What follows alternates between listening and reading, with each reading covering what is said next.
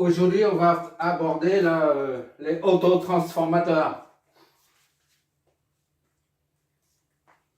Là, on a deux lignes qui arrivent du réseau de distribution. En haut, c'est la phase, en rouge là, et en bas, c'est le neutre.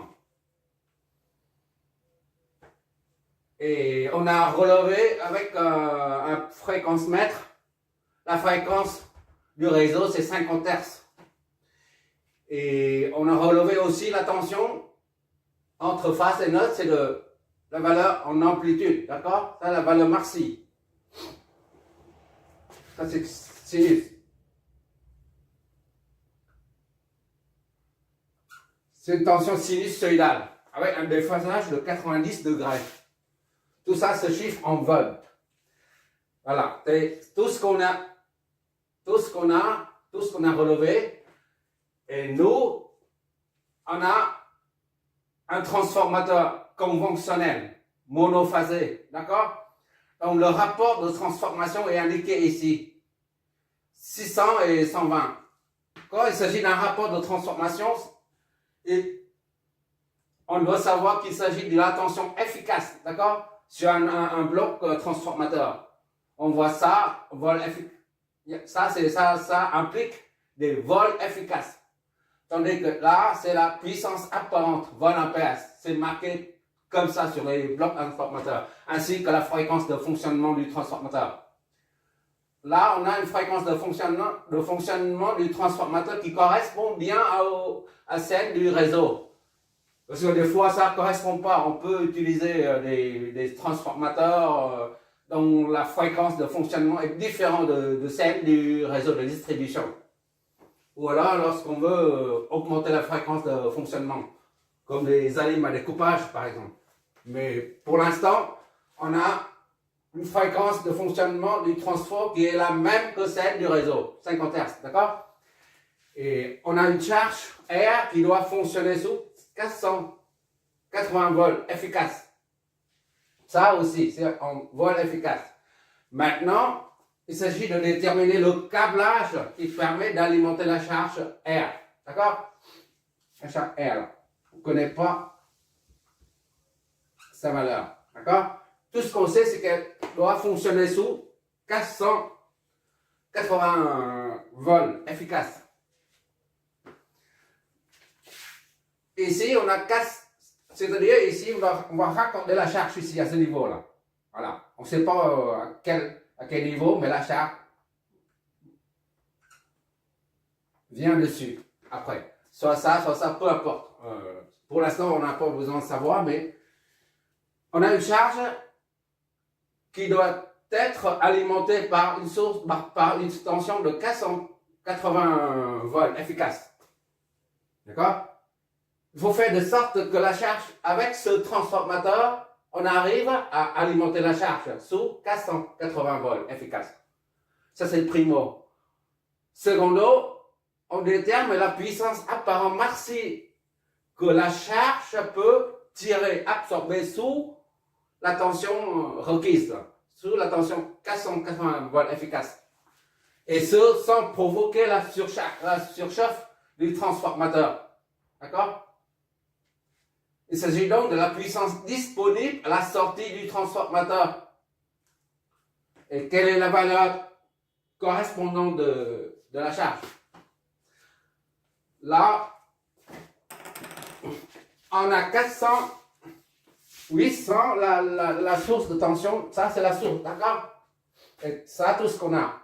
La source c'est 848,58. Ça, c'est en amplitude. V maxi, là. On a mesuré. On va voir sa valeur efficace. V efficace, c'est égal à 8,48 divisé par racine de 2.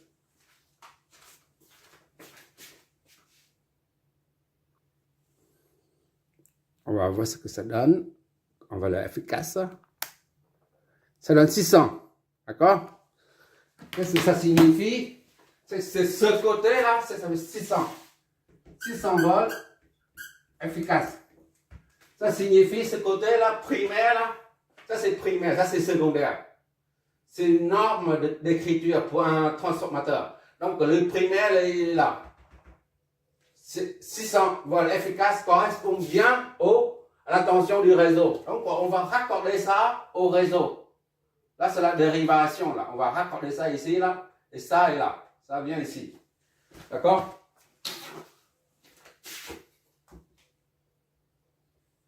Voilà, on va raccorder ça ici.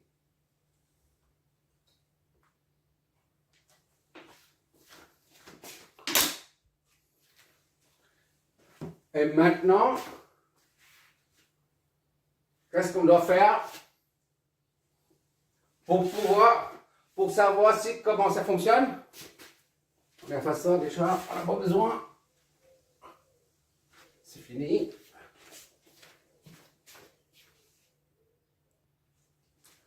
On voit qu'ici, maintenant, c'est 600 volts efficaces là, qui se trouve ici. 600 volts. 600. Efficace, d'accord? Ici, là. Efficace ou 600 racine de 2 en maxi. Pour l'instant, on laisse ça comme ça. Et le côté restant, là, c'est 120. D'accord?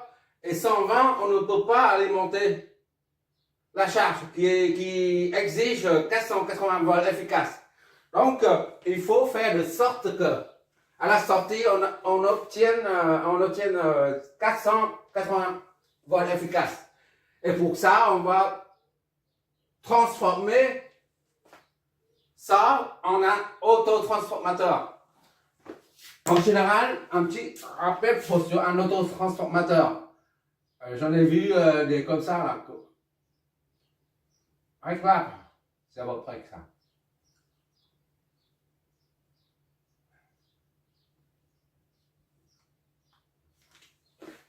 Et au-dessus, là, on voit c'est marqué dessiné comme ça. Voilà. Le schéma, il est comme ça. Voilà. C'est tout ce qu'on voit sur un autotransformateur. Le schéma, le fonctionnement d'un autotransformateur. Soit le point se trouve ici, soit un autre se trouve là. Voilà, il y a 2 points. D'accord?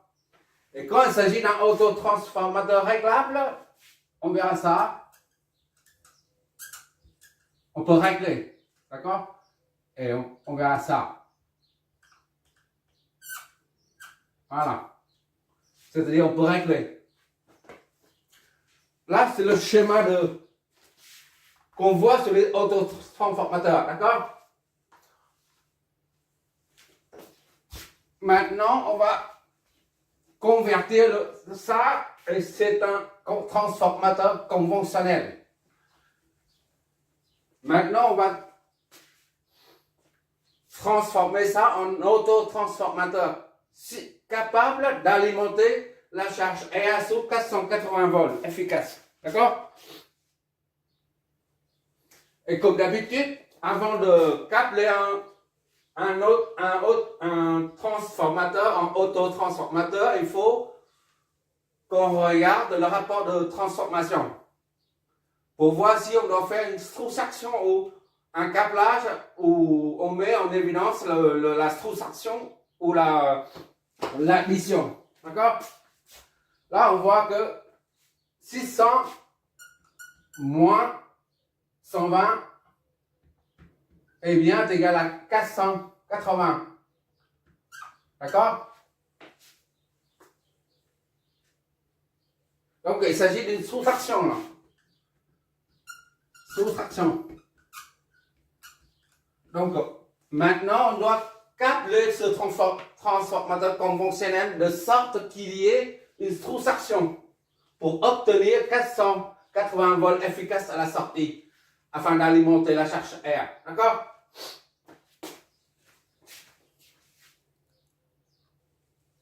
Je vais faire un schéma simplifié et un schéma simplifié et un schéma de câblage. Comme ça, tu verras, tu vas bien comprendre comment on câble, comment on combine, comment on relie le primaire au secondaire pour créer un autotransformateur. D'accord? Je vais dessiner le schéma. Là, on va utiliser un transformateur conventionnel. D'accord? Ça, c'est un transformateur conventionnel que je redessine ici. C'est son schéma. D'accord? Et on remet les tensions. Ça, c'est le primaire. Ça, c'est secondaire. D'accord? Primaire, c'est 600. Au 600, on va mettre 600 racines de 2. Déjà, 1600 volts. Efficace.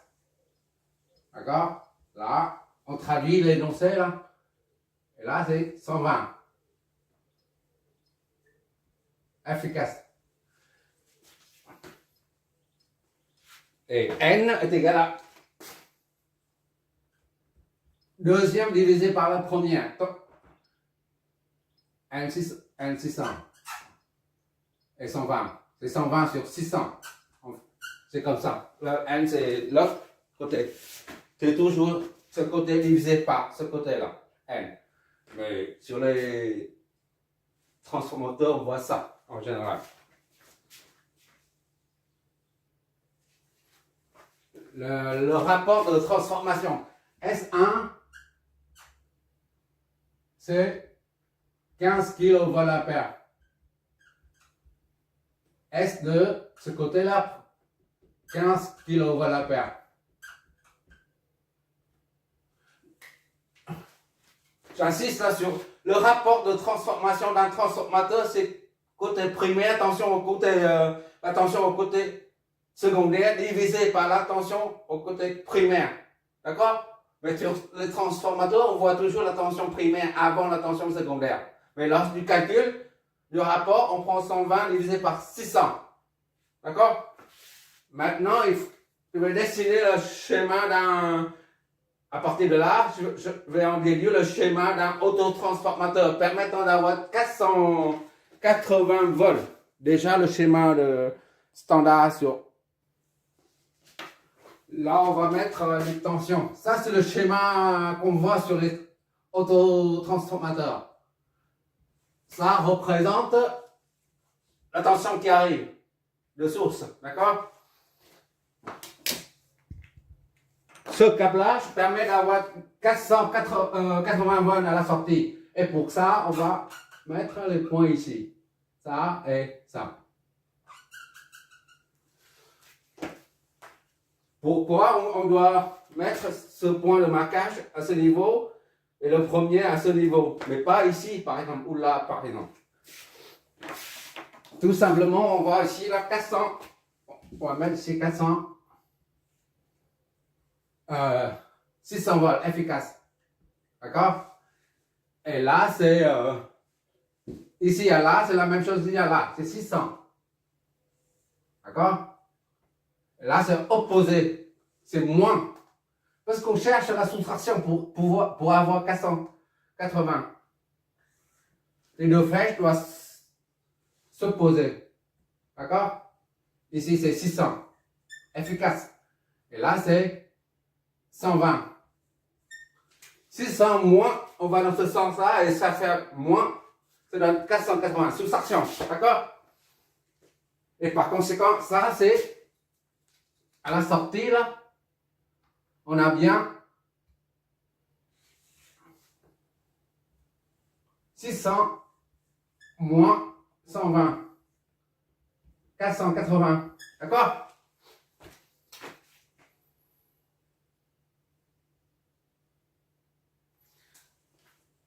Ça, c'est le primaire du transfert. D'accord? Donc, V1. Et ça, c'est le secondaire du transfert. 120. D'accord? Je préfère aller doucement pour la première fois. D'accord. Et enfin, ça, c'est la sortie finale. 480. On va appeler ça VOUT. D'accord? VOUT. La sortie. Voilà. On va numéroter tout ça.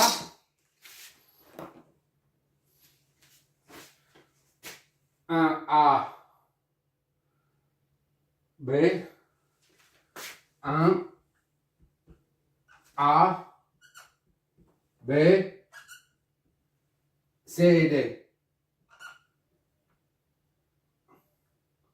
C et D.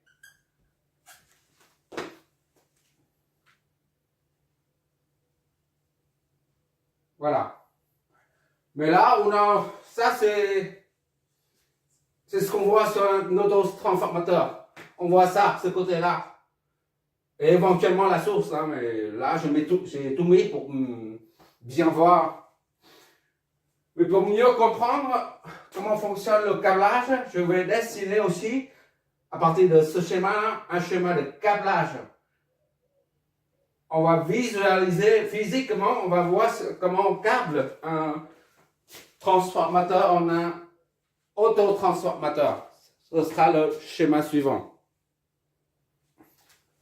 Ah, puis voilà, j'ai revu la source de tension 600 volts ici, là. Et la primaire, c'est là. Secondaire, c'est là. D'accord? Et le point A et C, c'est ce câble-là. Le même point, relié ensemble. D'accord? Les deux points de marquage se joignent. Tu vois bien, ici, là, ça se joignent. D'accord? On va numéroter comme ici, là, ici c'est 1. Ici c'est A. D'accord? B c'est en bas. C ou A c'est le même point. D'accord? Donc ici c'est C. D'accord? A qui va jusqu'à D. La tête c'est A, le pied c'est D. D'accord? C et D. C'est la même chose. Ici c'est D. Voilà. Là c'est D. Là c'est... On peut enlever ça. Je laisse ça comme ça. Maintenant, il faut mettre les tensions. Ici, on a 600. VS, on va mettre VS comme ça, sur bien distingué. VS, 600. Racine de 2. En amplitude et phase. D'accord? 600. On va mettre 0. On va fixer à 0 par exemple. Voilà. Et l'autre, c'est 120 et c'est la même chose que cette tension-là. Ça, ici et là, c'est la même chose que VAB. D'accord? 601. Racine de 2. D'accord? Et là, c'est 120. 120, racine de 2.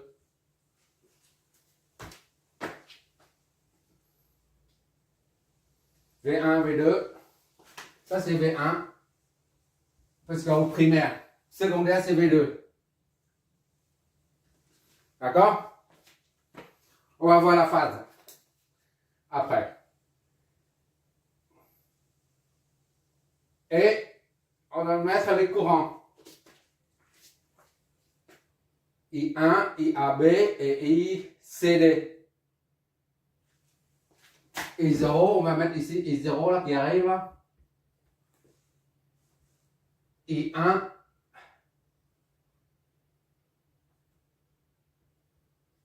Ou IAB, c'est la même chose. D'accord? IA ou IAB. AB est égal à ça. I2 ou ICD. Parce que I2 va passer de C à D. ICD. D'accord? C'est les suppositions. D'accord? Le sens du courant. Et puis, comme on a dit dans l'exo précédent, on a dit lorsque la règle à respecter comme la convention de récepteur, lors de l'analyse dans circuit à courant continu, on a utilisé la convention de récepteur. À présent, pour un transformateur, on va utiliser la règle lorsque le courant entre dans le point de marquage.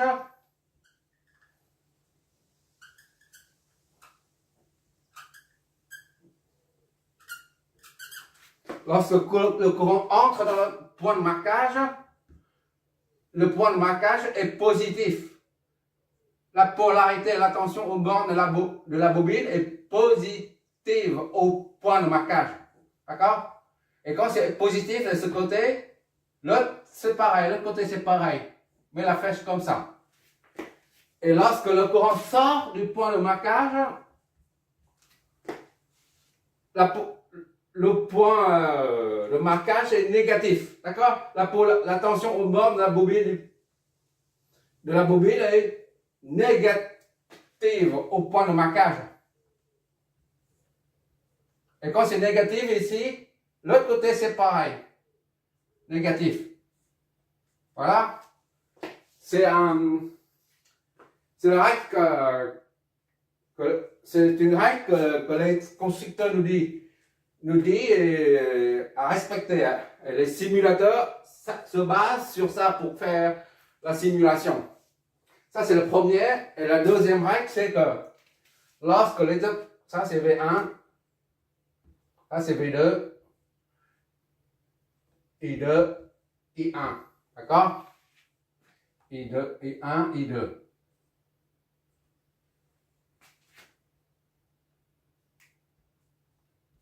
I2. Lorsque les deux flèches de tension s'orientent vers vers le pôle positif, on a V2 sur V1, N est égal à V2 sur V1 est égal à N, un plus positif, d'accord? Sinon,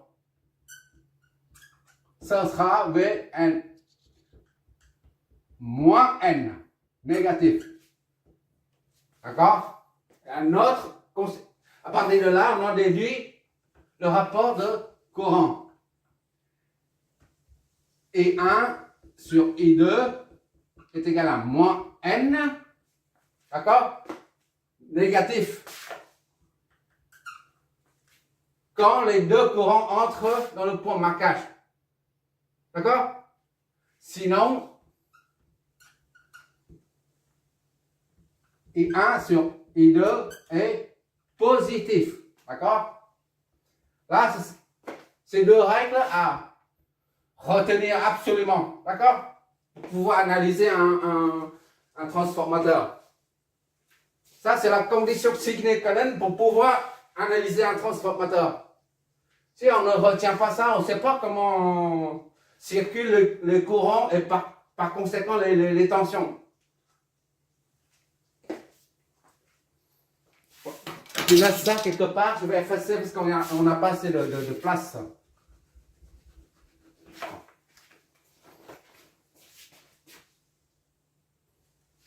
Vu la règle qu'on vient de rappeler là, j'ai mis la flèche orientée vers le haut, de tension vers le haut là. Donc ça signifie que le courant entre dans le point de marquage. D'accord? Ou alors on met, pour l'instant on met pas ça. On se dit voilà, je suppose un courant qui entre là-dedans, I1, et I2 entre là-dedans. Et à partir de là seulement je dis voilà, puisque ça entre là-dedans, et ça devient positif au point. Ici c'est idem, positif au point, puisque le courant entre, vu la règle qu'on vient de dire, de rappeler. Et par conséquent, vu les points de marquage sont positifs, donc la tension s'oriente vers le haut. D'accord? Voilà. En ce qui concerne la phase, on fixe ça arbitrairement à 0 ou 180 degrés, pourquoi pas. Mais pour simplifier la vie, on fixe à 0 degrés. Et ça c'est la même phase, d'accord? Cette tension ici se retrouve à ce niveau-là. Donc c'est 0 degrés. D'accord? Ici, le pôle positif se trouve au point de marquage. Ici, c'est idem. Et par conséquent, c'est la même. V2 et V1 sont en phase. 0 volt également. D'accord? Qu'est-ce qui nous reste? V sortie, c'est à DB. V sorti. Tu vois toujours, c'était là. Ici, là, V out. V DB. V out est égal à 480. On vérifie bien. Tu vois toujours, c'est trop bas. Ok, tu vois toujours. On va vérifier. On vérifie maintenant, là, tout de suite, là. Est-ce qu'il y a une soustraction? Ça représente la tension sortie, le 480 volts représente bien un câblage où il y a une soustraction, d'accord? On prend ça par exemple, V1, on part de B là, ici c'est B, d'accord? C'est la même chose qu'ici, on part de B, on revient à B pour avoir une maille. La somme des tensions est nulle. On part de B, donc V, A, B, c'était V1, d'accord? On va dans le sens de la flèche, c'est V1, c'est plus.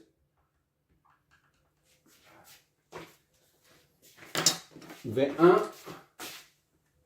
voilà, plus V1. À partir de A, là, A, on va ici, jusqu'à C, on redescend. Dans le sens contraire, moins V2. V2, d'accord? Et on va jusqu'à B. Le point de départ, moins BD. VBD. La maille est nulle. Donc VBD est égal à V1 moins V2. D'accord? C'est une soustraction là. Et V1 et V2, ça donne combien? BD est égal à V1, c'est 600 racine de 2, 0, moins V2. V2, c'est 120 racine de 2, 0. C'est bien, VBD est égal à 100, 480 racine de 2, 0. Soit VBDF, efficace, est égal à 880 racine de 2 sur 2. Racine de 2, ça donne 480 volts efficace. Ok, là?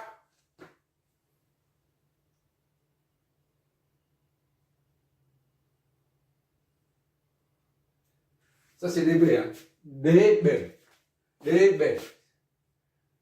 DB.